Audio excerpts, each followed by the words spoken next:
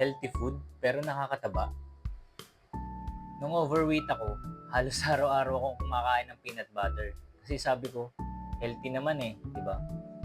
Pero ito ang hindi ko alam dati, na ang isang kutsara pala ng peanut butter ay katumbas ng 100 calories.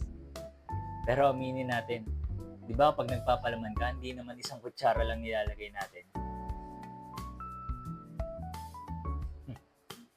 Fun fact, hindi talaga peanut butter ang kalaban natin. Ang kalaban natin, calorie surplus. Dahil kahit healthy food pa yung kinakain mo, kung lumalagpas ka naman sa daily calories na kailangan ng katawan mo, magigain ka pa rin ng weight.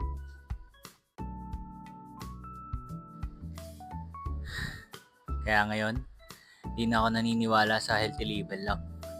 Mas naniniwala ako sa tamang pag-track ng calories mo per day. Ngayon, mas naintindihan ko na kung bakit ako tumataba noon at kung paano ako papayat ngayon.